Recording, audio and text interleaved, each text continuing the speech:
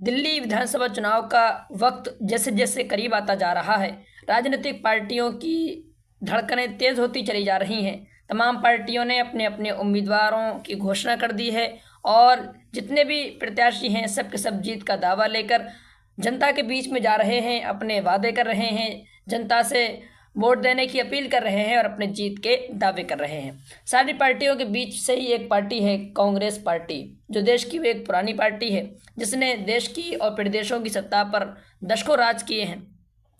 वो पार्टी पिछले 10 साल से दिल्ली की जनता ने उसको बिल्कुल नकार के रखा हुआ है। यानी 2015 से लेकर अब तक दिल्ली विधानसभा चुनाव में कांग्रेस पार्टी एक भी विधायक नहीं जीत पाई है, जबकि 15-15 साल तक कांग्रेस पार्टी की दिल्ली में सरकार रही है। तो वो कांग्रेस पार्टी जो 10 सालों से सत्ता से बाहर है, दिल्ली की सत्ता से नहीं बल्कि विधानसभा से बाहर है दिल्ली की, वो इस बार दमखम दिखाने की बात कर रही है, अपने आप को स्थापित करने की कोशिश कर रही है और इसने इस बार दिल्ली विधानसभा चुनाव में मजबूती से लड़ने का फैसला लिया है। आम आदमी पार्टी को तरह तरह से घेरने की कोशिश हो रही है, जबकि इसी आम आदमी पार्टी के साथ कांग्रेस ने लोकसभा चुनाव मिलकर लड़ा था, मगर दोनों में से किसी को भी दिल्ली की एक भी लोकसभा सीट पर कामयाबी नहीं मिल सकी। अब इंडिया गठबंधन में फूट पड़ी हुई है, आम आदमी पार्टी अलग चुनाव लड़ रही है और कांग्रेस पार्टी अलग चुनाव लड़ रही है। कांग्रेस पार्टी जो कि हमेशा मुस्लिमों के दम पर अपने आप को स्थापित करती है, अपने उम्मीदवारों को जिताकर भेजती है, मुस्लिम अक्सरियत वाले जो इलाके होते हैं वहाँ से गैर मुस्लिमों को खड़ा करती है और उनको जिताकर पार्लियामेंट या विधानसभा तक भेज देती है। इस बार दिल्ली विधानसभा चुनाव के लिए कांग्रेस पार्टी ने 7 मुस्लिम उम्मीदवार उतारे हैं, जिनमें बल्ली मारान से हारून यूसुफ को, मुस्तफ़ाबाद से अली मेहदी को, सीलमपुर से अब्दुर्रहमान को, मटिया महल से आसिम अहमद ख़ान को, जंगपुरा से फरहद सूरी को, बाबरपुर से हाजी मोहम्मद इशाक खान को, ओखला से अरीबा खान को। ये 7 उम्मीदवार कांग्रेस ने दिए हैं ऐसी सीटों पर जहां पर कांग्रेस का कोई भी दमखम नहीं है। कांग्रेस ने बिल्कुल 10 सालों में से एक भी सीट नहीं जीत पाई है। वहाँ 7 सीटों पर मुस्लिम उम्मीदवार दिए हैं और यही मुस्लिम उम्मीदवारों के दम पर वो विधानसभा दिल्ली तक जाने का ख्वाब देख रही है। दिल्ली के मुसलमान भी बड़े भोले हैं। 15 साल तक कांग्रेस को सत्ता दी, 10 साल तक बीजेपी को सत्ता दी, अब 10 साल से आम आदमी पार्टी को सत्ता दे रखी है, मगर इन्होंने मुसलमानों के साथ क्या किया है। आइए हम आपको हालिया चीज़ें बताते हैं। पिछले 75 सालों से मुसलमानों के साथ जो कांग्रेस ने किया है वो तो बता चुके हैं, बहुत सारे न्यूज़ चैनल और बहुत सारे जो एक्टिविस्ट्स हैं वो बताते रहते हैं, मगर हम आपको पिछले बस कुछ वर्षों की बातें बता रहे हैं। कर्नाटका में कांग्रेस ने चुनाव लड़ा और कहा कि बजरंग दल पर हम बैन लगा देंगे और मुसलमानों पर जुल्म हो रहे हैं उसको रोक देंगे। देखा आपने, कर्नाटका जीते हुए सालों गुजर गए, लेकिन आज तक बजरंग दल पर बैन नहीं लग पाया है। मुस्लिमों के खिलाफ जो हेट्स हैं वो बढ़ते चले जा रहे हैं। उसके बाद हिमाचल प्रदेश की बारी आई, वहाँ कहा कि कांग्रेस जीत जाएगी तो मुसलमानों के लिए कल्याण होगा, ये होगा वो होगा। एक तरफा मुसलमानों ने कांग्रेस को वोट दिया, उसके बाद क्या हुआ, मस्जिद के साथ जो मामलात हुए वो आप जानते हैं अच्छी तरह से। इसी तरह तेलंगाना में कांग्रेस पार्टी मुसलमानों के वोट लेने के लिए गई, मुसलमानों ने वोट भी दिया और मुसलमानों के साथ क्या हो रहा है वो आप जानते हैं।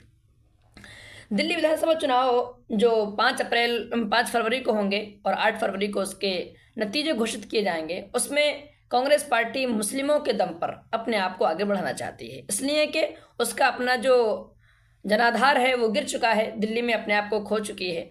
यहाँ से 2 सीटें बड़ी अहम हैं, ओखला और मुस्तफ़ाबाद। मुसलमानों ने हमेशा कांग्रेस पार्टी को या आम आदमी पार्टी को, दूसरे सेकुलर दलों को सपोर्ट किया है और तमाम सेकुलर दल इस उम्मीद पर मुसलमानों के सामने आते हैं, ये वादों के साथ आते हैं कि वो उनका भला करेंगे, उनका कल्याण करेंगे। मगर आप देखिए आम आदमी पार्टी ने क्या किया। पिछले चुनाव को जीतने के बाद ही मुसलमानों के साथ जो बर्बरता की गई आप सब जानते हैं। हर बार मुसलमानों को ये रोना रहता है कि करें क्या, बीजेपी तो हमेशा कम्युनल है। अब उनके खिलाफ जाने के लिए हमें सेकुलर दलों को सपोर्ट करना पड़ता है, हमारे पास विकल्प नहीं है, अपनी कोई पार्टी नहीं है, तो उनके तमाम तर जुल्म के बावजूद, उनके तमाम तर अत्याचारों के बावजूद हमें उनके साथ सेकुलर धर्म निभाने के लिए जाना पड़ता है। उनके पास कोई ऑप्शन नहीं होता। इस बार तो मुसलमानों आपके पास ऑप्शन दिल्ली में आ चुका है।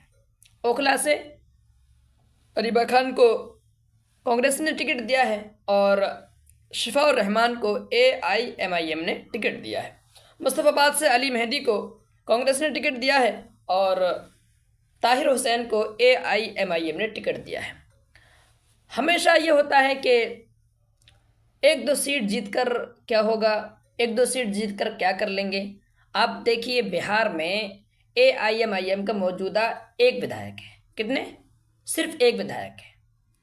वो रसेली और खाड़ी पुल क्या होते हैं, कितने विधायक मिलकर नहीं बनवा पाए। अख्तरुल ईमान ने लड़ के हुकूक अधिकार की बात कर कर के विधानसभा में और उस पुल को पास करवा लिया। उसका निर्माण हो रहा है, एक विधायक है।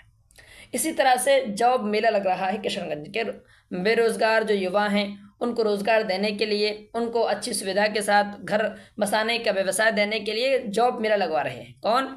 एक विधायक अख्तरुल ईमान बिहार में। इसके अलावा दूसरे दलों में दर्जनों मुस्लिम विधायक हैं, लेकिन उसके बावजूद उनका भला नहीं हो पा रहा। दिल्ली में आपने देखा 4-5 तो विधायक आप जिताते ही हैं दूसरे दल के, आम आदमी पार्टी के। उन्होंने क्या किया है आपके साथ? उल्टे बेचारे ताहिर हुसैन को ही जेल में जाना पड़ा और जितने भी मुस्लिम युवा एक्टिविस्ट थे सब के सब जेलों में बंद कर दिए गए हैं। आम आदमी पार्टी ने उनके खिलाफ मतलब उनके हक में कुछ जाने के बजाय उनके खिलाफ ही बयान दिए हैं। ताहिर हुसैन के बारे में तो कहा आम आदमी पार्टी के मुखिया ने कि डबल सज़ा दी जाए। अब देखिए कि हर जगह AIMIM को ये कि भाजपा की बी टीम सी टीम करके करने की कोशिश की। इस बार AIMIM ने सारे एतराज़ात का मुंहतोड़ जवाब देते हुए सिर्फ 2 सीटों पर लड़ने का फैसला किया है। तो क्लियर है कि भाजपा की बी टीम नहीं है। बी टीम होती 2 सीटों पर लड़के क्या करेगी। अच्छा, हम ये कहते हैं कि तमाम सीटें सेकुलर दलों के लिए छोड़ दो, वो हार जाएंगे, ये हार जाएंगे, वो हार जाएंगे। इस बार ऐसा क्यों नहीं हो सकता कि 2 सीटें MIM के लिए छोड़ दी जाएं, जहां से मुसलमानों की आवाज़ उठेगी, मजलूमों को हक मिलेगा और वो विधानसभा तक पहुंच सकेंगे।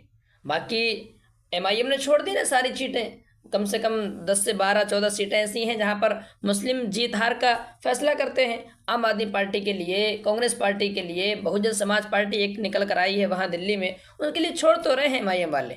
सारे दल मिलकर 2 सीटें छोड़ दें MIM के लिए।